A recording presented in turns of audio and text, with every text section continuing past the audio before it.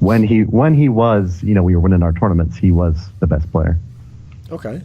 So the next year was an interesting one because actually the year began kind of a bit ominously after the WEG Masters tournament, because if you remember, that was when Team 3D had this little run where they just had a few tournaments where they became really good, and they beat you at like the WSVG Louisville tournament, and then obviously they had the big run at ESWC while you guys didn't do as well that year. What was it like this period in time where kind of like there was maybe like a power shift for a period of time?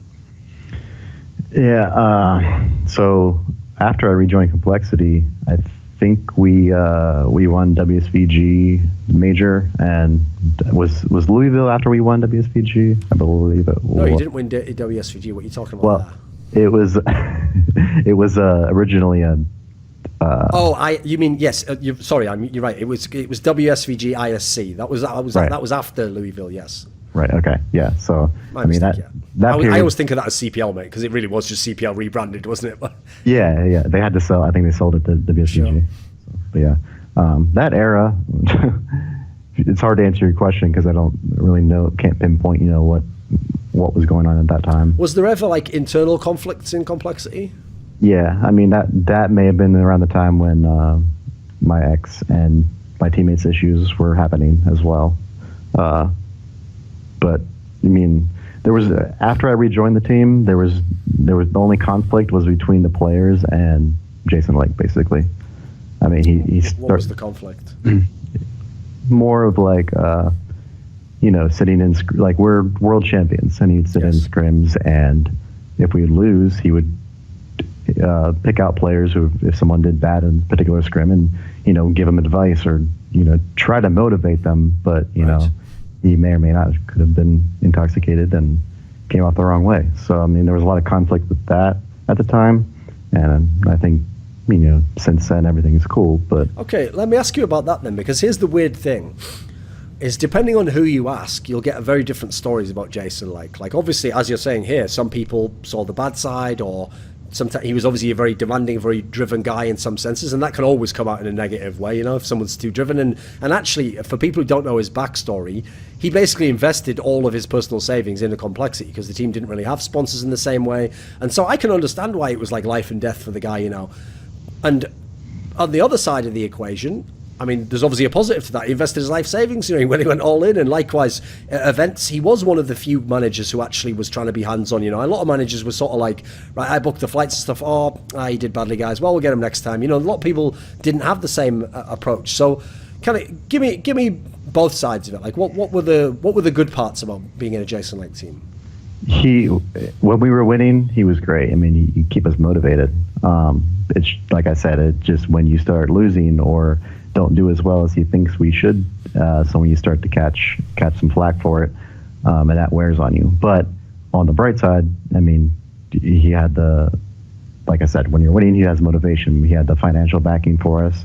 We didn't have to worry about, planning our trips and all that. And we just had to worry about practicing and winning the games. And it was, he probably didn't realize at the time that, like, sometimes you just got to let the five guys that play the game, play the game and figure out what they got to do to win, and don't interfere.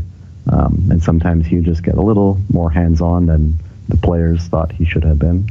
But I'm sure his intentions were pure. So it is what it is. And, what happened.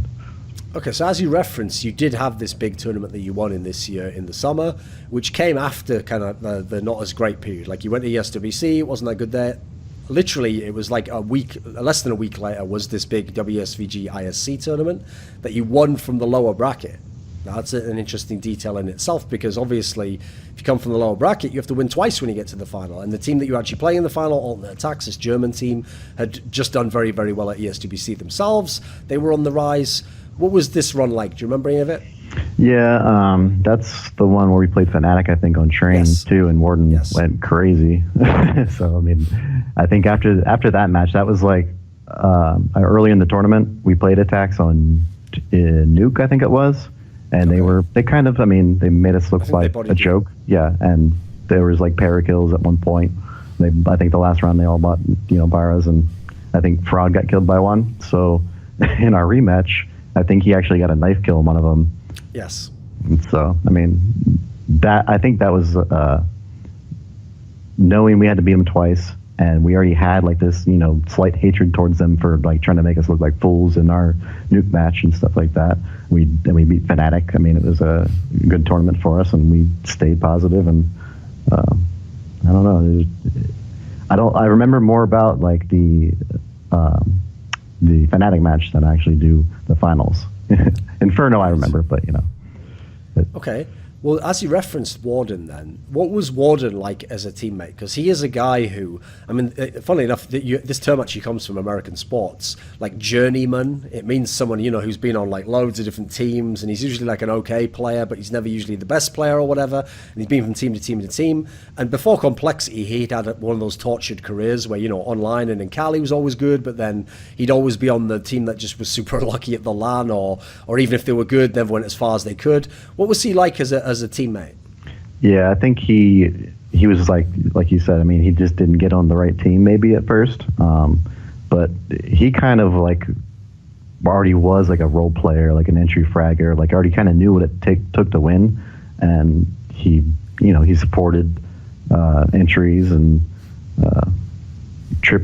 I think Trip was the one that called the strats. So I mean, he knew Warden was good at doing that. So we structured our strats around Warden being the first one in. I think most people that know that era know him for being entry fraggers, and like me and Storm sitting back and Faraj just upping people, Trip calling strats, and that's kind of what it was. And but no, he was a great player, and like on that Fnatic match on WSVG, like he went off, like he can do that at any point.